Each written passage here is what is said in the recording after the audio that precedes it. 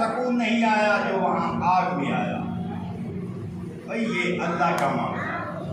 جن کا تقویٰ اللہ پر ہوتا ہے نا، اس کا یقین ہوتا ہے، ایمان ہوتا ہے کہ میرا رب مجھے ضائع نہیں کرے گا۔ دیکھیے وقت کے مطابق میں اپنی گفتگو کو مختصر کر رہا ہوں۔ حضور صلی اللہ علیہ وسلم نے فرمایا کہ جبریل کبھی پوری قوت بھی صرف کی ہے، اتنی طاقت والا فرشتہ ہے جو سدرہ سے زمین پر اور زمین سے سدرہ پر 1 سیکنڈ سے بھی کم وقت لگی۔ جبریل عرض کرتے ہیں کہ یا رسول اللہ علیہ وسلم 4 مرتبہ میں نے پوری قوت صرف کی۔ پہلی مرتبہ جب سیدنا ابراہیم علیہ السلام کو نمرود کی جلائی ہوئی آگ میں ڈالا جا رہا تھا اور آگ کے شعلے آسمان سے باتیں کر رہے تھے اور اللہ کا خلیل آگ کی طرف جا رہا تھا، یا رسول اللہ میں مقام سدرہ پر بیٹھا تھا، حکم ہوا کہ جبریل جلد پرواز کر، میرا خلیل آگ میں جا رہا ہے اور آگ کو پر مار کر گلزار بنا دے۔ یا رسول اللہ ابھی ابراہیم علیہ السلام اس آگ میں نہیں گئے تھے تو میں پہلے پہنچ گیا۔ دوسری بات یہ ہے کہ چھری اسماعیل علیہ السلام کے گلے کی طرف آ رہی ہے اور اللہ نے تو فرمایا کہ جبریل چھری اسماعیل کے گلے کی طرف جا رہی ہے، جلد پرواز کر، جنت جا اور جنت سے 1 میڈا یعنی دمبا لے جا، اس ابراہیم کی چھری کے نیچے دے دے اور نیچے سے اسماعیل کو نکال دے۔ یا رسول اللہ صلی اللہ علیہ وآلہ وسلم میں مقام سدرہ پر بیٹھا تھا جب حکم اللہ نے فرمایا،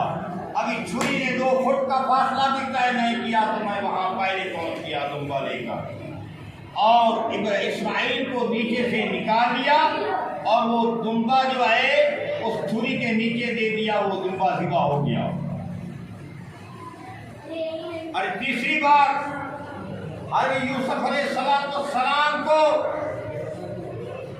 کنویں میں ڈالا جا رہا تھا،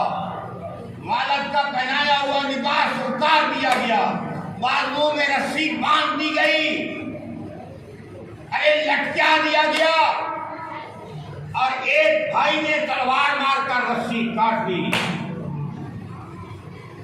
نصف راستہ طے ہو چکا تھا اور کچھ باقی تھا۔ اللہ نے حکم فرمایا کہ جبریل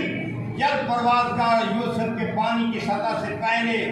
چٹی تخت لے کر یوسف کی نیچے بچھا دے۔ تو یا رسول اللہ ابھی یوسف علیہ السلام اس پانی کی سطح پر نہیں پہنچے تھے تو میں پہلے پہنچ گیا۔ چوتھی بات، آپ کا دندان مبارک غزوہ احد کے اندر شہید ہو گیا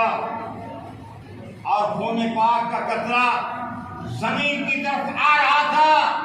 تو اللہ نے حکم فرمایا کہ جبریل جلد پرواز کر، میرے محبوب کا خون پاک کا قطرہ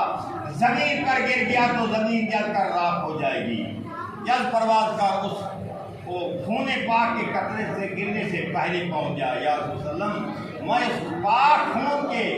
پہنچنے سے پہلے پہنچ گیا، وہ خون زمین پر نہیں گرنے دیا،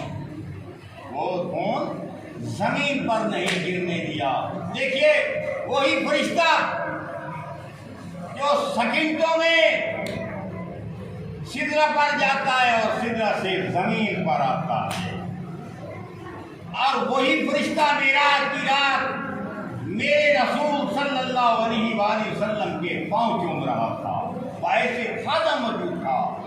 جبکہ پاؤں چومنے والے کی